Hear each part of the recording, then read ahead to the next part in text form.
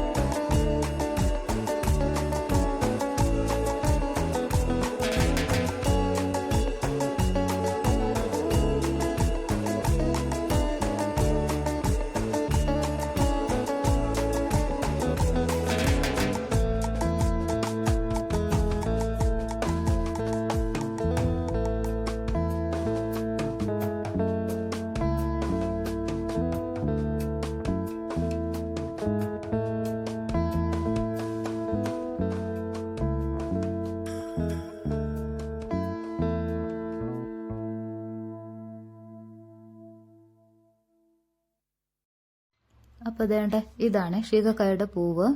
അപ്പോൾ ഇത് മരമല്ല, വള്ളിയാണ്. വള്ളിയാണെങ്കിലും നിറച്ചു മുള്ളാണ് കേട്ടോ, തൊടാൻ പറ്റത്തില്ല നമുക്ക്. പൂവ് കാണുമ്പോൾ നല്ല ഭംഗിയുണ്ട്. ഇത് നമ്മുടെ ഉങ്ങെന്ന് പറയുന്ന ആ മരത്തിൽ ഷികക്കായുടെ വള്ളി ചുറ്റി കിടക്കുന്നതാണ്. ആ ഇല കാണുന്ന ഉങ്ങിൻ്റെ ഇലയാണ്. അതുകൊണ്ട് ഒരു കായ് അതിൽ നിൽപ്പുണ്ട്. അപ്പം മൊത്തം പൊഴിഞ്ഞ് തീർന്നില്ല കേട്ടോ കായ്. പുതിയ പൂവ് പിടിച്ചെങ്കിലും കായ് മൊത്തം പൊഴിഞ്ഞ് തീർന്നില്ല. താഴെ കുറച്ചുണ്ടായിരുന്നു, ഞാനതൊക്കെ പറക്കിയെടുത്തു കേട്ടോ. കുറച്ച് കിട്ടി എനിക്ക്. അപ്പോൾ വാവ എവിടെ? 16 മുട്ട മണിയും കിട്ടി നിൽക്കുവാണേ. ഈ പൂവിനെ കണ്ടുകൊണ്ട് അത് പറിക്കാൻ ചെന്ന് മുള്ളിനകത്ത് കൈവച്ചതാണ്. അപ്പോൾ തുണി ഉൾപ്പെടെ അതിനകത്ത് അള്ളിപ്പിടിച്ചു. അപ്പോൾ ഇത് ചെറിയ മുള്ളാണെങ്കിൽ നല്ല ബലമുണ്ട്, നല്ല നീറ്റലാണ് കേട്ടോ. ഇത് പെട്ടെന്ന് വിടുവിച്ചെടുക്കാനും പറ്റത്തില്ല. അപ്പോൾ പെട്ടെന്ന് തുണി വലിച്ചെടുക്കുവാണെങ്കിൽ തുണിയും കൂടെ കീറും. അത് കാരണം അവളത് പതുക്കെ വിടുവിച്ചെടുക്കുവാണേ, സമയമെടുക്കും. പൊള്ളുന്ന വെയിലാണെങ്കിലുമൊക്കെ കാട്ടിലൊക്കെ പോകുമ്പോൾ ഇതുപോലെ ഒരു കോട്ടുള്ളത് നല്ലതാണ്. ഇപ്പോൾ തന്നെ ഈ കോട്ടുള്ളത് കാരണമാണ് കയ്യിൽ മുള്ളു ചുറ്റി പിടിക്കാതെ, ഇല്ലെങ്കിൽ കയ്യിൽ മൊത്തം മുള്ളു ചുറ്റി പിടിച്ചാനെ. അത് നോക്കുമ്പോൾ ഇതുപോലെ ഒരു കോട്ടിടുന്നത് നല്ലതാണെന്ന് തോന്നുന്നു. ആ മുള്ളു തുണിയിൽ നിന്ന് വിടുവിച്ചെടുക്കാൻ കുറച്ച് സമയമെടുത്തേ. അത് കഴിഞ്ഞ് ഇതേണ്ടേ വീണ്ടും ചുറ്റി പിടിച്ചു. അപ്പോൾ അതും പതുക്കെ അഴിച്ചെടുത്തേ. അപ്പോൾ ഇത് മുള്ളു ചുറ്റിയ സമയത്ത് അരുവാളൊക്കെ താഴെ കളഞ്ഞായിരുന്നു. താഴെ വീണ് കിടന്നിരുന്ന കുറച്ച് ചീവക്കയൊക്കെ പറക്കിയെടുത്തേ. മുഴുവനും പറക്കാനൊന്നും പറ്റിയില്ല, മുള്ളായിരുന്നു കാരണം. അപ്പോൾ ഇത് ഉങ്ങിൻ്റെ കായാണ്. അപ്പോൾ ഇത് വിളക്കെണ്ണയ്ക്ക് ഉപയോഗിക്കുന്നുണ്ട്. അത് കാരണം തന്നെ ഇത് ഉണങ്ങുമ്പോൾ പറിച്ചെടുത്ത് വിൽക്കാറുണ്ട് കേട്ടോ ഇവിടെ ഉള്ള ആൾക്കാർ.